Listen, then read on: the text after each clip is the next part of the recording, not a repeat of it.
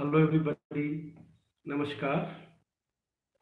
I'm Dr. Mukesh Parikh, and this is my second lecture in the series of lectures on Wasteland, a poem written by T.S. Eliot. In the last lecture, I discussed with you that what are the sources and what kind of wasteland the writer is talking about, and I also talked about different myths and the two books which writer inspired, where the book was written, and about the five sections the poem is divided into. And today I will talk about that this poem is actually talking about the spiritual crisis of modern man. And this spiritual crisis actually creates the kind of wasteland. Wasteland is not the outer wasteland writer talks about, though he has given us many images, and through these images, he wants to convey the message that we are somewhere rotten within. So the kind of technique the writer is using, T.S. Eliot is famous for using a technique of objective correlative. In one of his essays on Hamlet, Hamlet, as you all know, that T.S. Eliot has considered Hamlet by Shakespeare an artistic failure. And what causes T.S. Eliot say that such a great play by Shakespeare can be an artistic failure? Because he considers that Shakespeare is not successful in establishing a kind of relationship between what he wants to convey through Hamlet and the kind of imagery the writer is establishing. It means, let me clear to you that to understand this poem, we should understand one particular concept, that is objective correlative. Objective correlative means to say that there must be some outward object, and then the poet, or say the artist who is writing, should use through his art some connection between the emotions and the art, emotions and that particular object. Then there will be a relationship between that object and the emotion.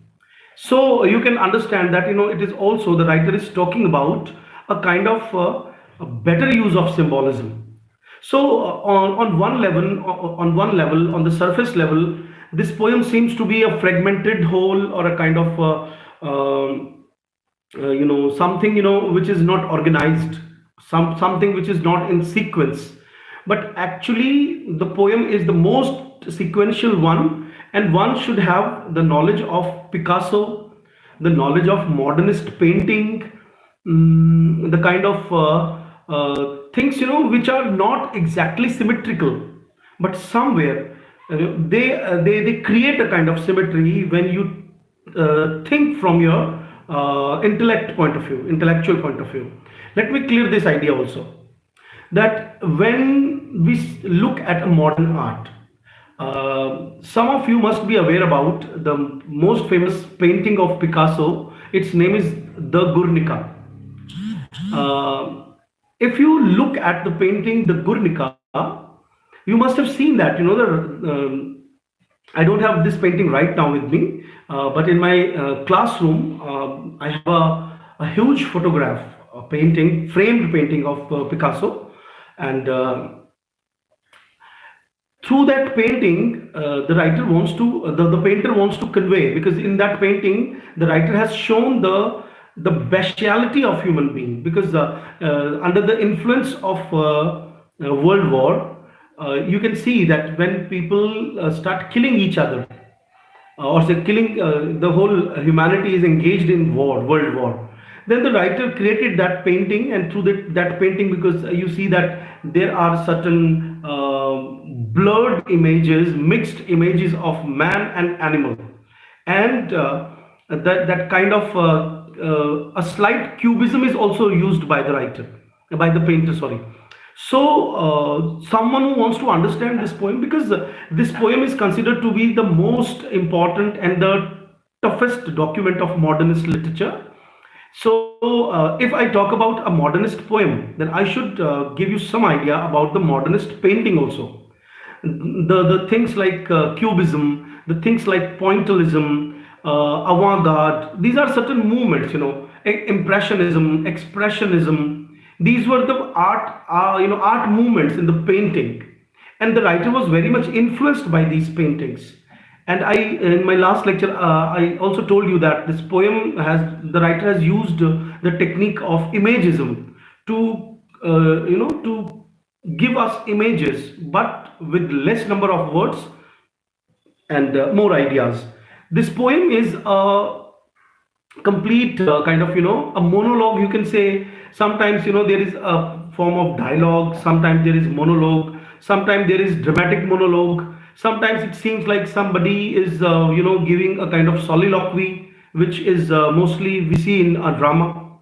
Um I welcome you all. I say a good morning to all. But when I see at your comments and your wishings, then I forget my lecture. So don't mind if I forget saying good morning to anybody. Okay. So let us continue the lecture. Uh, those who have just joined us, let me tell them that this poem talks about the spiritual crisis. The wasteland is not outside. The wasteland is somewhere inside human being, and there are three wastelands the writer has given allusions to. First wasteland, as I talked about yesterday, the wasteland of Kingfisher. Second wasteland is the wasteland of King Oedipus of Thebes. That the wasteland, because if you start reading Sophocles' play, the Oedipus the Rex, you will come to know that in the very first scene, there comes the references of plague. There comes the references that leaves leaves are not there on the trees. A kind of perpetual autumn, is referred to. What we see that King Oedipus wasteland, by referring to the name of Oedipus, not exactly the name of Oedipus, but the writer has talked about Tiresias, and actually you will only get the reference of Tiresias, that is the a kind of prophet, blind, and hermaphrodite. Hermaphrodite means he is both male as well as female. These are two kinds of wasteland the writer has alluded to in this work. And the third wasteland is the biblical wasteland. You get the reference of this biblical wasteland in the Old Testament, uh, and there is the evil land of Emmaus. If somebody is Christian in my class, they must be knowing about these stories. That so there are three wastelands you must remember from examination point of view. That one is the wasteland of the from the Greek culture, and the third wasteland is the biblical wasteland. I can also inform you from my reading fourth wasteland also, and that fourth wasteland the writer has alluded to or directly has given reference to, and that is the wasteland of India. Himavanta. There comes the reference of Himalaya in the poem. There comes the reference of the river Ganges. There the writer also shows the kind of wasteland where there is a drought, a perpetual drought, and all the gods, they pray to Prajapati, and then Prajapati, gives three words, da da da, and then the whole meanings of the poem, clears in front of us. So, in this long poem of 438 lines, there are different kinds of myths, there are different kinds of imageries, there are, I think, more than 55 allusions, there are, I think, more than 20 quotations the writer has used. So, it's a whole mixture of, a medley kind of, poem, in which if somebody is well read, somebody who has known the references of, say, on one hand, he's giving us, the references from Middleton's play. Somewhere he has given us references from Tempest. Somewhere he has given us references from, say, this Hamlet. So there are so many different references, and these references, when directly or indirectly talked about in a poem, we call them allusions.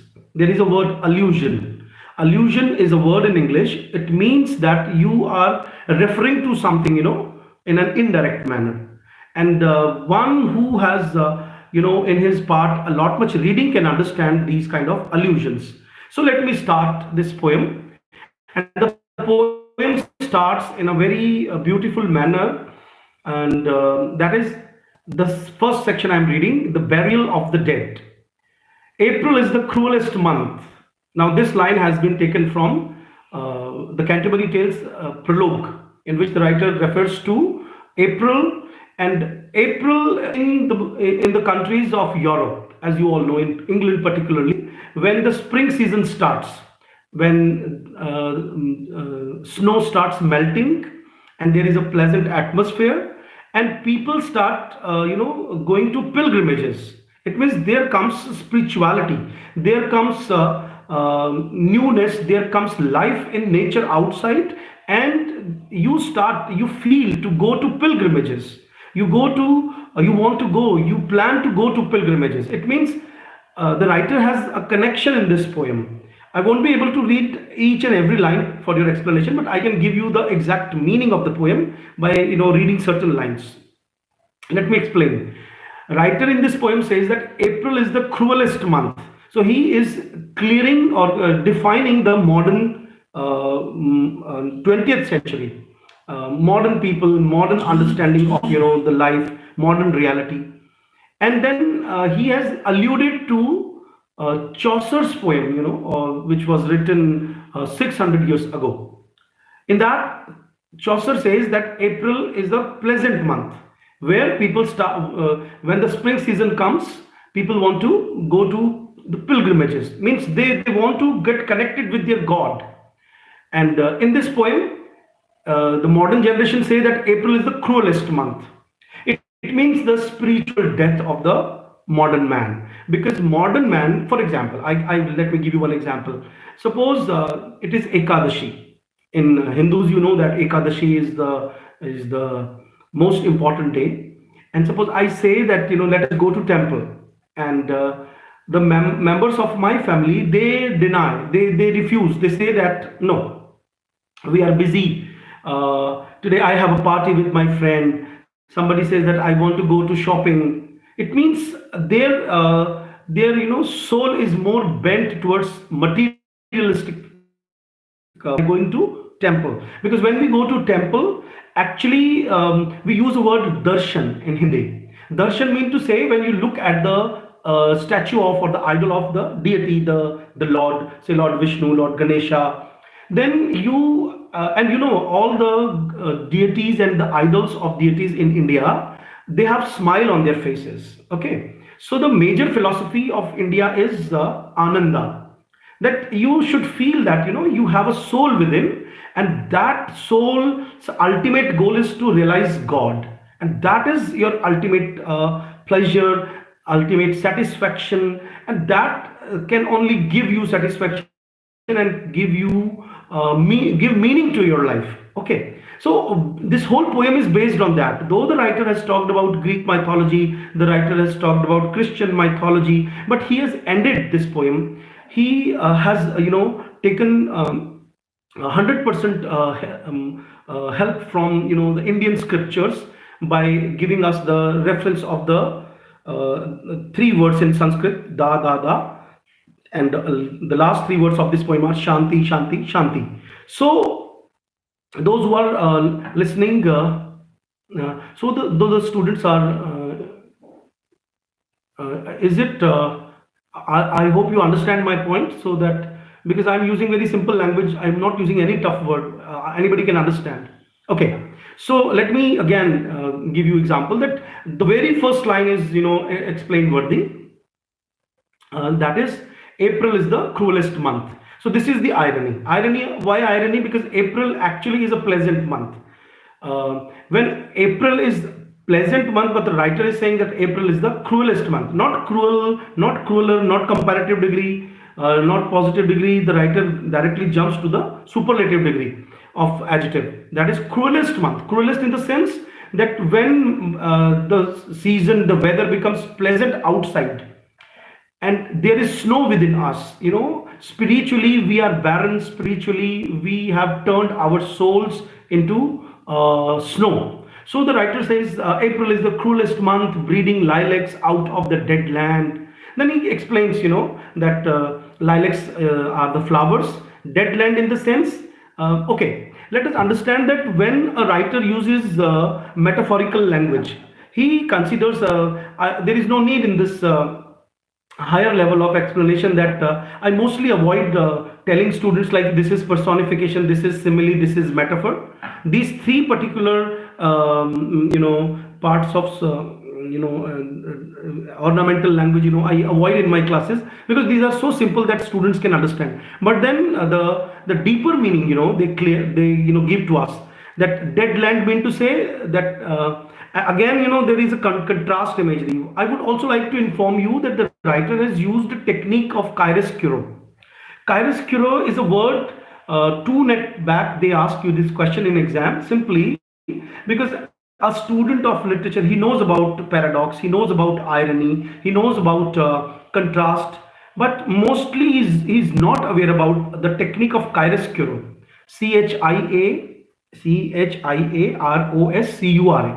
Chiaroscuro. Chiaroscuro. Chiaroscuro is a technique of shading. When you draw a painting, particularly a pencil sketch, then you know that you want to give some dark shade to something so that you can highlight the bright part. So this dark and light shading when you give to painting, the writers also use the writers also use this technique while they are explaining something. For example, in most of the movies you must have seen that certain people are counterpart of each other. For example, there is hero, then there is always a villain. In mythology also, if we have gods, we have demons. If we have Christ, then we have Satan also. So this contrast is always present in literature that can give you an idea, like how to look towards literature. So April is the cruelest month, breeding lilacs out of dead land, mixing memory and desire.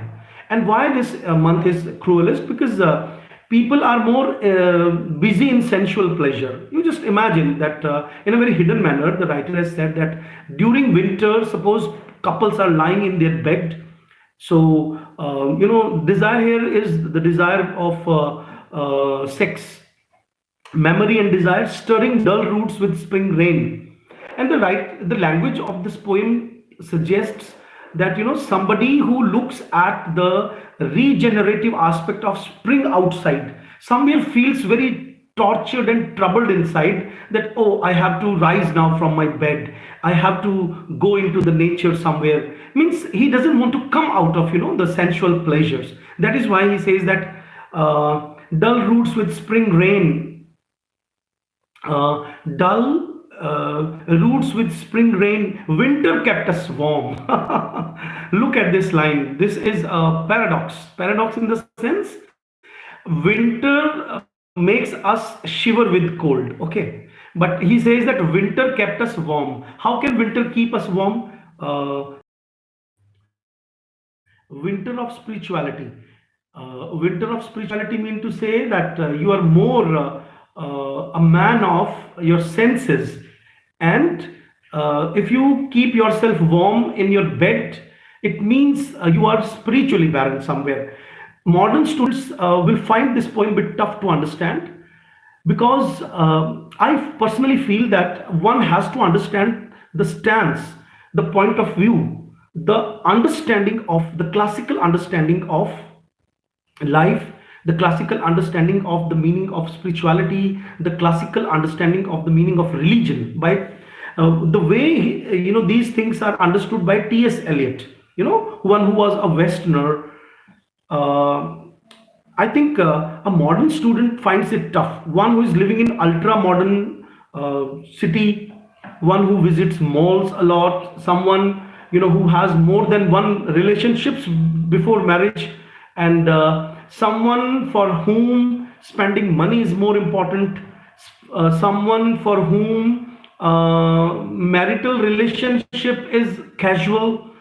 For someone whom scriptures have no meaning, someone for whom going to church, is a kind of redundant thing. Hello, are you hearing to me? Because I can't see anybody's eyes over here. And then how many of you are watching me? Because in between that poor connection, shows its face. So I hope you understand the exact motive of the writer, that why is writing. He was tortured. He was tortured by one thing, and what is that one thing? That I mostly, when I teach this poem, I keep telling my students that from material point of view, from say physical point of view, from economic point of view, we are 100 years back in the modern sense after Renaissance. Um, uh, After Renaissance, we have seen that India is not that much monetary, from monetary point of view. India is not that much rich, and but if we compare India with the Western countries who after colonialism became rich, particularly England, if we talk about, then when the modern ages came, when they had cars, they had aeroplanes, they had Coca-Cola, they had Ford car, they had urbanization, they had movies, they had cameras, whatnot. They had kind of freedom of speech. They considered that egalitarianism, when women had the rights to vote, and women with scanty clothes can go in public. So they started defining growth of humanity in very different manner. Okay, but T.S. Eliot, as he has already said, that he is a classicist in literature. Classicist mean to say that one who feels that there are certain values, there are certain rules which can govern your life, or which should govern your life. So the point of view of the writer, if we understand the point of view of the writer, then we can understand that what is he lamenting, and this ultra luxurious urban space. How dare he say that it is a wasteland? I think if we see our cities, our roads, our malls, even our houses, we see that wastelands existed earlier. Today we are living, I think, in the heaven of our ideas. But the writer says that no, this is wasteland. So this very yeah, railways and all. So the kind of physical comfort we have achieved out of this material progress after industrialization, particularly, this progress we consider the ultimate aim of humanity. But the writer says that no, somewhere man has his dimensions outward, and he has forgotten that he is a soul, he is not a man. And let me explain to my students the exact meaning of adhyatma also. The transcendentalism is not the exact translation of the word. To understand this poem, I keep talking about spirituality, spiritualism, but exact meaning can only be understood that adhyatma means adhi atma asti. I am a soul. I am not this physical body. This is the actual and ultimate message of the Indian, or say Hindu scriptures, and where they want to convey a message that the ultimate goal of your life is to realize the soul within you. And soul means that you are Brahma, you are the ultimate lord of this world somewhere. Aham brahmasmi. So I'm realizing that the writer, under the influence of, you must remember that in Harvard University, T.S. Eliot did a course of Sanskrit language also. So when he was doing this course of Sanskrit language, he came to know about these Indian scriptures, and he read them in original, in translation version also, and then he realized that what Walt Whitman praised India for, what Emerson praised India for, what W.B. Yeats and the Fabian Society these praised India for, that these T.S. Eliot realized that India and its spirituality in Hinduism. I would also like to add here E.M. Forster, that E.M. Forster's world famous novel, passage to India. In that novel, he has divided the novel into three sections, and you have seen that the last section is temple. I'm not a chauvinist. I'm not a Hindu chauvinist who wants to convey through this message that Hindus are the best people in the world.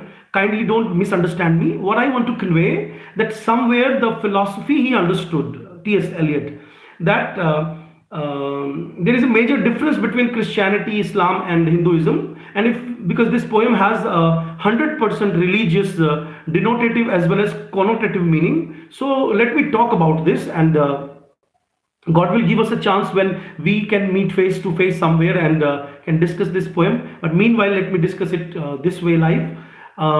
That Islam says that everything is God's. God is the, or Christianity says and Islam says that everything is God's thing. But Hinduism says that everything is God. So yesterday it was Narsimha Jayanti. Lord Narsimha, got incarnation. So where you know the story of Narsimha Avtara, where Lord came, Lord Vishnu came from a pillar. It means that philosophy has somewhere captured the mind of T.S. Eliot, and he wants to convey this message that you are a soul within. You realize yourself, and when you realize yourself, then you will feel at peace, and your inner peace will give a peace outside. So that kind of cruelty, the kind of violence of world war, these things, the writer wants to convey that these things are the disturbed world. The picture of the disturbed world is the result of your disturbed inner humanity. Means from inside humanity is tortured, from inside humanity is disturbed, and that is the reason that outside there is a reflection of what we are inside. So and there are two things through which he has conveyed this message. First is that your sensual pleasures, your desire to always be in comfort of your physical comfort. For example, physical comfort here means to say that you don't want to torture yourself by going out in the sun. You always want to be there in the AC. You don't want to do exercise. You always want, you don't want to have or observe fasts. You always want to eat, delicacies and all. So the writer, like a saint, talks that one has to go away from sensual body, senses, physical things, so that one can realize the inner things, that is soul. So he says that earth in covering earth in forgetful snow, feeding a little life with the dried tubers. Tubers are roots. Summer surprised us, coming over the Starburgen Sea. Now there comes references of two or three places in Germany. Starburgen Sea with the shower of rain. We stopped in the colonnade. Colonnade means shades of trees, and went on in sunlight into the Hofgarten and drank coffee and talked for an hour. So the scene changes. The starting 4 or 5 lines has a different scene, and then, as I told you in the last class, that this poem is a kind of a medley of different images, collage of different images, and every image has something to tell us. Now, have you seen two friends in a restaurant, what they talk about? Or say any two women just somewhere standing in front of their own main gates, and what they talk? They talk about day-to-day life. They talk about their comfort. So the writer has given us a scene here where somebody is saying that summer surprised us, like, and then we went there, we went here, and then we drank coffee. Meaningless dialogue of physical things. These 4 lines tell us that how we spend most of our time. We never talk philosophy. We never talk about spirituality. We mostly don't talk about God. And you can understand this problem, that today we are just look at our conversation, what we talk, even on Facebook also. Either we talk about exam, even we talk about services, jobs. We talk about what is Instagram for? To show yourself, your photographs, your selfies, your clothes, your cars, your houses. What we have turned our life, to. We are more physically oriented people. So the writer has shown that we are less spiritual. Okay, with the and went on in sunlight into the Hofgarten and drank coffee and talked for an hour. Bingar, keen Russian, stem, os, Liton, et. Now this is a German line, and through which the writer has shown a very important thing in this poem, and that is the rootlessness. The girl says that I am Russian, I'm not a German. Let me exactly see what is the exact meaning. Yeah. So what does it show? From a classicist's point of view, if we see T.S. Eliot, a classicist, for example, I have an example here. Rootlessness today in this globalized world. Today in this globalized world, have you seen that this corona has shown us the real mirror that we all are Indians, and we have seen that on the fourth or third day of lockdown, the labor class came on roads and they wanted to go to their villages. What that scene clears to us that that sham, a kind of a big lie these urban spaces are, that we show that we are progressing, but this is a virtual progress. This is not real progress. Had it been a real progress, then I think we say like it is lockdown and the people have all the resources with them, and they could have followed that. Yeah, this is a lockdown for real, in the real sense. Till today, after these 45 days of lockdown, we have seen a mass exodus, mass migration of the labor people here and there. What does it show? That in reality we have not done anything for these poor people. It means poverty still exists. Okay, and why poverty exists? That it means urbanization has disturbed our agrarian setup. And if it is true for India, then it is true for any urban space throughout the world. That is why I call that this poem is not for one country or one culture or one people. This is, I think, a universal poem. That is why it was this writer was awarded the Nobel Prize. So, rootless. Through this line, a girl says that I am German, I am not Russian. It means she wants to say that she is somewhere, and she wants to say that I'm somebody else. It means we have faces, we have different identities, and these show a kind of barrenness in our spirituality. If somebody says that, because the writer has shown two or three scenes two or three images in this poem, in which he has criticized the kind of a kind of local migration, or say a mass exodus also.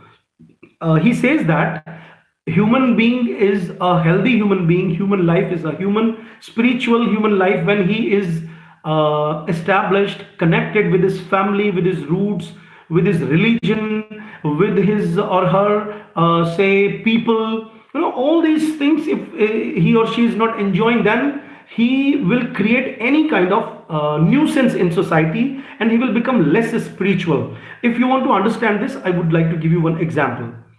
Have you seen that a boy can tease a girl, or one can indulge in eve teasing? Where? Not in a small village, not in his locality, not in his colony. He cannot, look with drooling or say ogling eyes to his neighbor, girl in the neighborhood. Why? Because he's connected to those people. People know him. But when we become rootless, we go to another country, another city, and then we become. There is no restriction on us.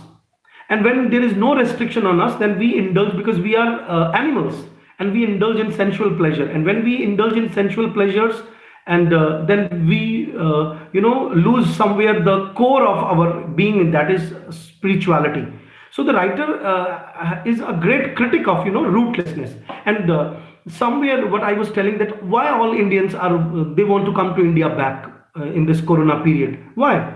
And why there are headlines in the newspapers these days that the labor class is saying that we will never leave our homeland now. This shows that they have realized that actually they are nothing if they are not on their homelands. Okay, so this poem also problematizes this problem, also puts into question the whole question of growth, development, or say economic growth. Because when we do economic growth somewhere, we do compromise, with our basic things, which give us pleasure. I don't want to use the word pleasure because this is again a very light word, a kind of ecstasy, the kind of our euphoric understanding, our ecstasy. I would like to use the word ecstasy because soul's happiness is that elated state of human being when he is in bhajans, when he is somewhere sitting in the spirituality, or the kind of ananda he feels when he is in his family. That is the whole soul happiness, what he feels. He's just showing off the kind of happiness when he's roaming on the roads and roaming in the malls. So the writer through this particular line has given us connotations, a different kind of connotations of rootlessness. And rootlessness means somewhere you are spiritually dead, physically dead. You are, then you are moving towards spiritual death also. And when we were children staying at the archduke's, my cousins, he took me out on a sled, and I was frightened. He said, Mary, Mary, hold on tight. And down we went in the mountains. There you feel free. I read much of the night and go south in the winter. Now, this is the first section in which the writer has given us a girl, Mary, one who is saying that, she keeps shifting places, and hold on tight, that particular, phrase. This tells us that she is somewhere in the close physical relationship with the archduke, where she used to stay with. It means the kind of mechanical life, the kind of physical pleasures the writer has alluded to through these lines. What are the roots that clutch? So the writer has started with the physical life outside, and then in the second stanza he says, what are the roots that clutch? What branches grow out of this stony rubbish? This is the physical or say geographical demonstration or manifestation of a barren land. He says that roots are there, and that roots and branches grow but out of stony rubbish. It means, rubbish means to say there is no greenery around. Son of man, you cannot say or guess, for you know only a heap of broken images. Son of man means Christ. The writer has given us the image of Christ, one who sees that you cannot say or guess, you cannot look at God, you cannot feel God is around you, and heap of broken images, because you just see that broken images mean to say that this is all a kind of wasteland around you, physical wasteland, where the sun beats, there is a lot much heat, and the dead tree gives no shelter, and the cricket no relief, and the dry stone no sound of water. These lines have been directly taken from this Old Testament, from the story of Ezekiel, where the writer has shown to us the exact wasteland, and the words cricket here means a kind of insect which produces some sound. No shelter, there are no trees, even there is no sound of insects, there are only dry stones, there is no water, only there is a shadow under this red rock. Red rock is a symbol of church. He says that if you want to get meaning, if you want to get some comfort, some solace in your life, then only you have to go to church. Now, why the writer is talking about, there are 3 or 4 images in the poem where you will be able to understand. There is a poem by Philip Larkin, Church Going. How many of you are aware about that poem? Tell me. The movement poet after 1950s. We have a poet in English literature, Philip Larkin. He has written a poem, Church Going. What is the significance of that poem? I would like to relate that poem with this poem. In Church Going, the writer has shown that the big building of church going, the big building of church, it is useless now. The people don't come there. And look at the temples. The writer has shown us 2 or 3 scenes in this poem, in which say in the 9 o'clock, the church bell is going on, but the people are more busy on the roads in the traffic jam. It is a rush hour. For example, you must have seen this. I'm not talking about the South Indian students because they are more cultured than we people here in the North India. and even the eastern part of India is also, culture is still left. But I'm talking about northern people mostly. I include myself in the northern people. I have seen thousands of times that there is a small temple, suppose, or say sometimes a big temple also. Panditji is busy in performing the arti, and some mechanical drums are mechanical, they plug in some wire, and all this these timbrels and the dholak and nagaras, they start playing themselves, and the panditji is alone performing the arti in the temple. There is not any single soul other than the panditji, the priest, who can help him, or say one who they can gather in the temple to pay their prayers, to offer their prayers to Lord. What does it show? That we are more busy in the materialistic world, and we don't go to temples now, with the condition which is present in India also. Just imagine that, after World War, or say before World War, with the publication of the book Origin of Species, Darwin question marked in the Victorian age that God does not exist, and we ourselves without God existed. And there is a philosophy of Niche is a philosopher, and he has written a book, Thus Said Zoroaster.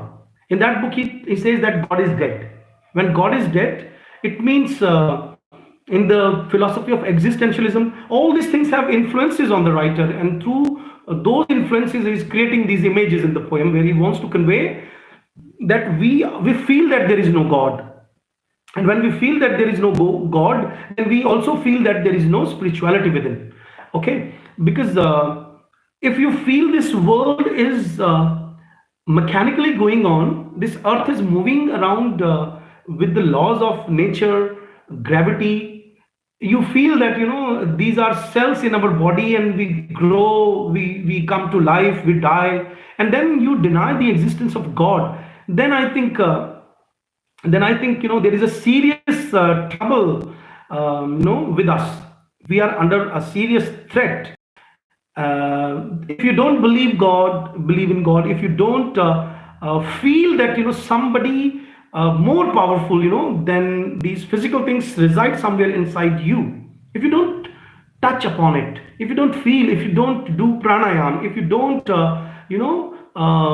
sit silent. I'm not saying like you do meditation like a sage, but at least be silent for some minutes, some hours, and try to feel within that somebody is inside, and some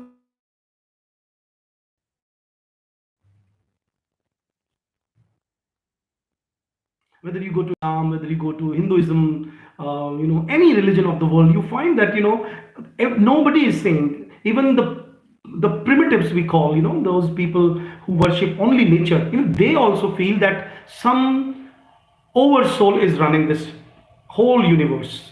And if you don't feel that, then I think for you, animal is animal. You can kill that animal. For you, tree has no life. And then you have created that kind of violence all around, and that violence, and then you feel that this body is only meant to take this carnal pleasure, the sexual pleasure. This body is just meant for that. As I told you in the last class, that before this poem writer had published the poem, the love song of J. Alfred Prufrock. In that poem, the protagonist of the poem, who is the speaker also in the poem, he says that he's around 40, and he has wasted his time in his life in coffee spoons and in going to restaurants and meeting girls and all, and then he's realizing that he has wasted his meaningful life which he could have spent in a meaningful way. So the same thing is he's talking about here, that he says that stony rubbish, this wasteland around us, they can you cannot realize, if you are not a spiritual person, that this wasteland is waste because you are waste inside. Okay, so the writer gives us in the bracket, he gives us a message. He says that only there is a shadow under this red rock, come in under the shadow of this red rock. This is a line in bracket. Writer says that come under the temple, or say a church, come under spirituality. And then he says and I will show you something different from either your shadow at morning striding behind you or your shadow at evening rising to meet you. These two lines are also world famous. You can understand these two lines by creating an image in your mind. Just imagine that while you are a young or you are a child or an adolescent person, you have not achieved 40 years of your life, then you are more busy, in building your life, collecting wealth. The writer has compared it with, rising sun. When the sun rises, your shadow falls behind you. You can't see your shadow. And what is your shadow? Your shadow is your ultimate reality, physical reality, which somewhere, manifest that, you are something, because your shadow can only tell you that, you are something, because you can't see yourself. Hello, without mirror we can't see ourselves. This is also very important in the post-colonial theory, that when you say that, somebody is there, you have to see yourself. You can see your hands only. You cannot see your face. You cannot see your back. You can see your shadow. So when the sun is rising, the rising sun is a symbol. As I told in the last class, that without symbolism, the poem is nothing but, collection of words. So this image tells us that sun rises, you can't see your shadow. It means you are more enthusiastic. Okay, you are not aware about your result of the karma. But when the sun starts setting, then your shadow starts falling. Okay, so then you realize that, oh, this is my real persona. Okay, so the writer says, I reread these two lines, and I will show you something different. And when you realize that you are a physical being, which is less important, which is transient, ephemeral, only, temporal existence, and say you are, your soul within is timeless, eternal, something immortal. So that you can realize only when you come in the contact of spirituality. And what is that place, which can make you realize that you are a soul? That is religion. So he says that your shadow at morning striding behind you. Striding means moving along with you. And your shadow at morning striding behind you, your shadow at evening rising to meet you. So this is another image. So there are different images. Every image has something to say. Then he says, I will show you fear in a handful of dust. As you all know that there is a novel also in this, under this title, A Handful of Dust. What is human being? Once we die, different religions, they bury their dead body. We Hindus, burn, and ultimately we get turned into a handful of dust. It means this physical body is nothing. More important is the soul within you. Then there comes, certain lines which the writer has taken from Wagner's opera. In that opera, the writer has shown true lovers. One, they are waiting for each other. Their physical union has not consummated. They have not consummated their relationship, but two lovers have been shown. Look, there is a sandwich technique the writer is using here. I let me tell you what is the sandwich technique. Sandwich technique means the technique of chiaroscuro. That writer gives you one image. In that one image, suppose this is a negative image, then the writer shows an image from some drama, from some opera, from some religious book. Okay, then the writer again give a modern image. So by contrasting these images, you can try to understand that what the writer wants to convey. Like suppose your parents wants to make you realize that you are a lazy soul. Then what will they say? They will ask you to look at your elder brother, how intelligent he is, how punctual he is, how disciplined he is. So by comparing things, people can make us realize. The writer is making us realize by showing a lover in Wagner's opera, one who is waiting. Now, what is the significance of this scene? Today we have, unfortunately, through I think Indian Bollywood movies, Tollywood, Jollywood, any kind of movies, they are all turning their attention towards only love. Love, not I don't want to use the word love, because that one night stand, what they have cleared that suppose there is a relationship between a girl and boy, then that relationship is less spiritual and more physical. They don't shy to change their partners. So the writer has tried to convey great meaning by saying that an age was there. Okay, I would like to give you some examples from say what is the difference, what is special with Romeo and Juliet. though they are imaginary. What is special with Laila Majnu? What is special with Heer and Ranjha? What is special with Sassi Punnu? What is special with Soni and Mahiwal? What is important with Dhola and Maru in Rajasthan? And in South India, there are other couples. In Eastern India, there are other couples. What these couples stand for, why we still remember them, why legends have been written on them, and they have become, if somebody has not written, then they have become folk legends because of their love, because they were not they did not believe in enjoying the physical relationship. Their relationship was spiritual. Yes, spiritual love. So the writer wants to convey that we in olden times, there was spiritual love, and then the writer has given us a scene in the next lines. You gave me. There is a dialogue where a girl is saying. Now, one image of lilacs came in the poem earlier. Now the writer has given us another image of hyacinth. I give you this homework today, that go and look at any article. I will also put that article on my blog also. Those who are watching me first time, they can go to my website www.mukeshparik.com, and on that website you will find the details of my online courses also, and there is a blog also on which I keep putting some quiz and some study material for the people, for the students. And what is the homework? That the flower imagery used in the wasteland. What is the significance of the flower imagery? Because hyacinth is a a Greek mythology. There is a reference of this hyacinth.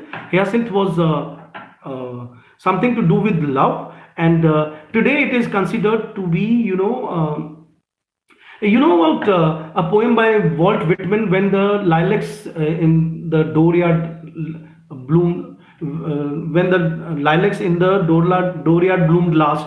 This is an elegy on the assassination of Abraham Lincoln. So lilac, that lilac flowers, the reference of the lilac flowers comes in that poem also. In this poem, in the very beginning, the writer has talked about lilacs. Now the writer is talking about hyacinth. Hyacinth is considered to be a flower which is associated with sexual pleasure, or say sexual love. Okay, so a girl says that you gave me hyacinth first a year ago. She's complaining to his lover that you gave me hyacinth flowers.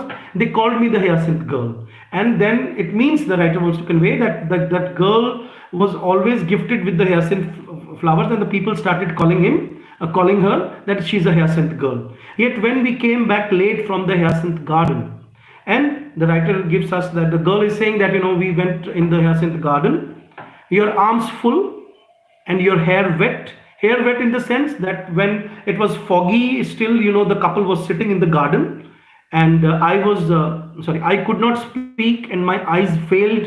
It means either the lover, when he found the appropriate time somewhere in the corner of the garden, somewhere lied down in the grass and made love with the girl, and that love was not exactly a love. Actually, it was, I think, a kind of rape. So there comes a very hidden manner. The writer has shown us this rape in relationship, where I think the girl was not ready. So he says that your arms full and your hair wet, I could not speak and my eyes failed. These lines these are suggestive actually. Directly never, the writers who are using symbols, they directly never say anything. Speak and my eyes failed, I was neither living nor dead. This is also, it clears us to the exact meaning. And I knew nothing, looking into the heart of light, the silence. And then again, the writer gives us the line from that opera in which Ode and Lear das mir. So this is the chiaroscuro and the sandwich technique, where the writer shows the couple where they are not physically present, but still they yearn for each other. And here the couples are together, but for them spiritual love is less important, and even the lust is more important in their life. Then comes another third scene of the poem. Madame Sosostris, famous clairvoyant. Now the writer has created a character, Sosostris, who is a clairvoyant. Clairvoyant means a kind of astrologer, one who tells you the meaning of future events.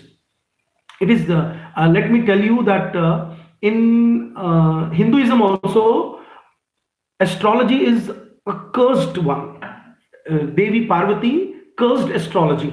इसीलिए that is why any astrologer is not considered to be 100%. He does not have the right to tell the future. He should not take money. It is said that someone who tells this has to do a lot much penance. Penance means he has to do a lot much tapasya.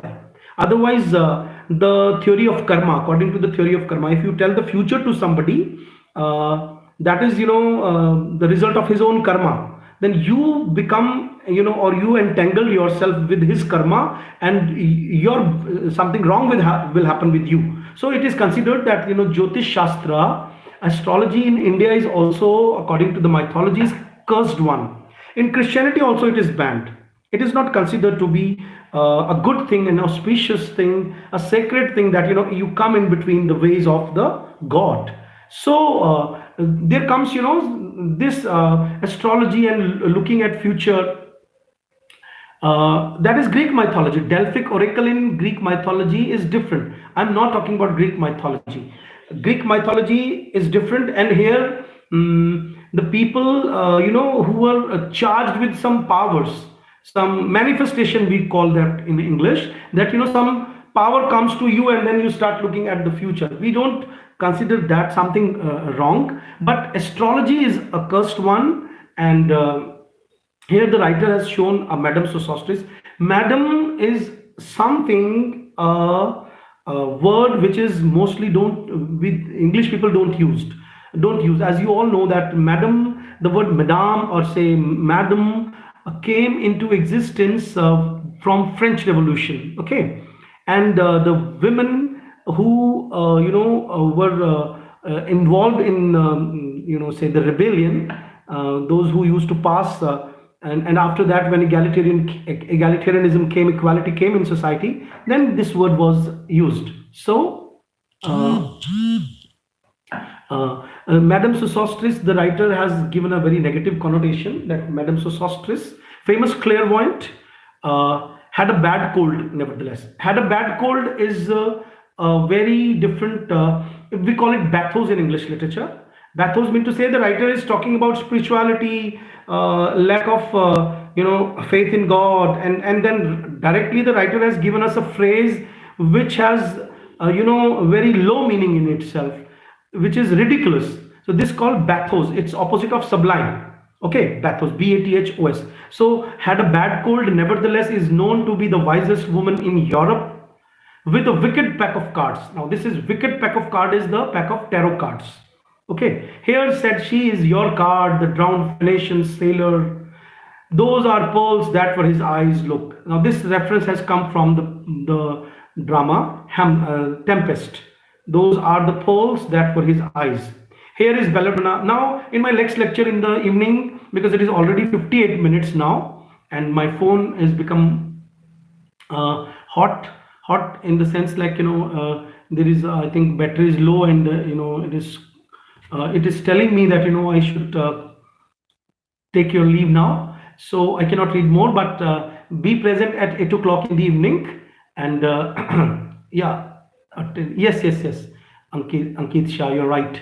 Okay, so let us call it a day, and we'll meet in the evening, and I will be ready with another lecture. I will teach you some around 100-200 lines of this poem, so that you can have the taste how should we understand a poem. Okay, Harshita, how are you? Manisha, Swati, Ankit ji, I say hello to everybody who are watching me right now. Your words are always like a poetry. It's not like that. Thank you very much. Namaskar.